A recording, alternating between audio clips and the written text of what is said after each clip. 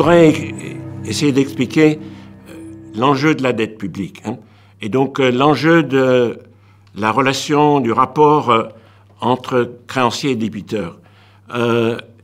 Et la relation d'endettement, c'est quelque chose de très différent du crédit. Le crédit est indispensable pour faire un pont entre différents moments du processus de production, mais le crédit a vocation à s'éteindre avec la réalisation d'investissements ou de la transaction commerciale.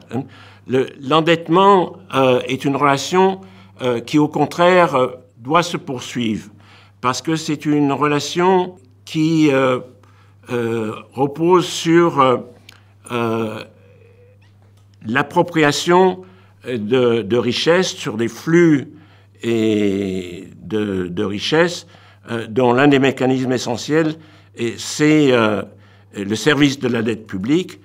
Et l'idée vraiment de la dette publique, c'est que elle doit être pas trop haute, parce qu'à ce moment-là, il y a des inquiétudes, mais surtout, elle ne doit pas s'éteindre, parce que elle doit continuer à assurer un service des intérêts aux groupes financiers qui sont détenteurs de ces créances. Ça explique beaucoup de choses. Ça explique pourquoi jusqu'en 2007-2008, pour beaucoup de pays, il n'y avait aucun problème pour la dette. La dette était considérée à un niveau qui permettait un flux très substantiel d'intérêts de se faire sans qu'il y ait de soucis quant à la solvabilité éventuelle des États créanciers. Et tout s'est déréglé avec la crise, avec le bond en avant de la dette. Donc pourquoi parler de dette illégitime, parce qu'on a affaire, et non pas à un crédit destiné à s'éteindre, mais à une relation entre créanciers et débiteurs, ici entre le capital financier et des gouvernements, et qui est une relation destinée à se reproduire et dont on veut organiser la reproduction, mais la reproduction dans des conditions de sécurité pour le créancier.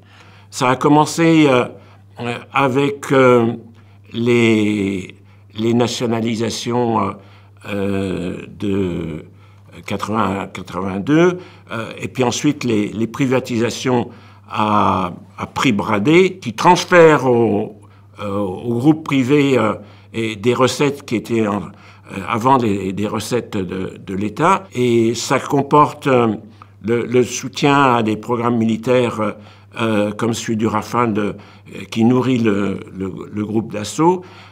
Et puis ça a comporté le sauvetage des banques en 2008 sans aucune contrepartie. Puis vous avez la baisse de la fiscalité sur les hauts revenus, sur le capital, sur les profits des entreprises. Et puis vous avez ce laxisme incroyable sur les paradis fiscaux, qui soit simplement de l'autre côté de la frontière à Genève ou à Luxembourg, ou plus loin. Une question qui se pose, c'est pourquoi cet acharnement à s'enfoncer dans ce qu'on appelle des politiques procycliques.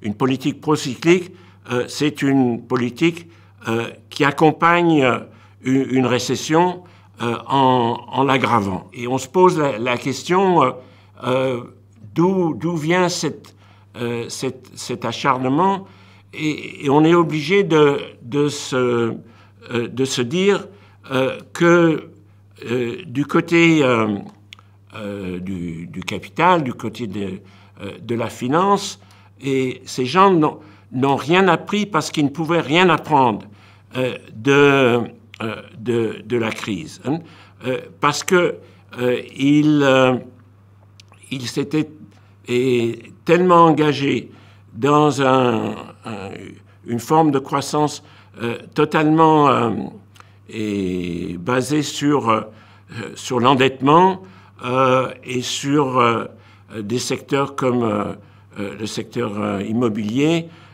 ou l'automobile, industrie en surproduction massive à l'échelle mondiale et en particulier en Europe et aux États-Unis.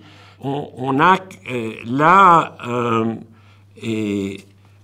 des gens qui, loin de se poser la question de ce qu'on appelle le modèle néolibéral, pensent qu'il faut le pousser vraiment à son terme, hein.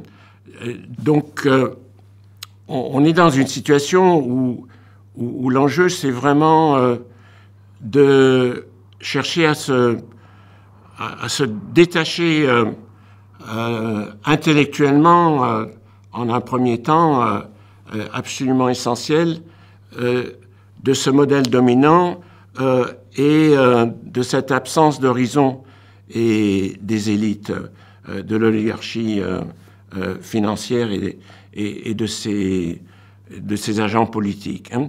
L'analogie avec une guerre s'impose, hein, tant les destructions, aussi bien sous forme de destruction d'usines que de fermeture des bureaux de poste, de fermeture des hôpitaux, obligent de penser la question en termes de reconstruction. Et donc, le mouvement social doit se dire, et je dois voir les choses, et nécessairement, et sur un plan nouveau, je ne peux pas reprendre, moi, les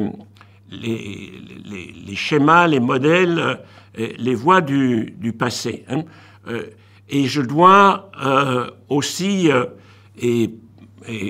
prendre en compte totalement l'époque qui est l'époque de la crise écologique et ses manifestations de plus en plus importantes. Et même, il y a tout simplement la question de l'épuisement d'un certain nombre de matières premières et de sources d'énergie, hein. Et donc, on est au bout d'un modèle et dans des conditions où des éléments d'un modèle nouveau existent. On sait que pour peu qu'on casse le monopole d'EDF, enfin qu'on casse EDF tout court, il y a des formes d'économie d'énergie partagée et des expériences locales sur des formes décentralisées d'énergie.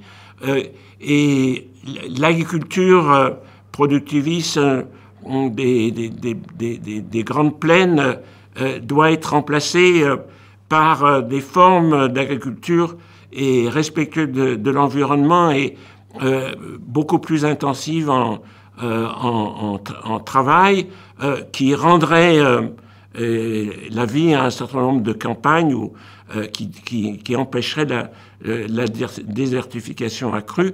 Et là encore, le modèle de la soumission à la productivité, de la soumission à la compétitivité doit être abandonné et pour cela, il faudra des formes différentes d'organisation de la propriété. On peut sortir de cette situation où des salariés se suicident au travail et où plus généralement et les gens n'ont plus le goût à ce qu'ils font.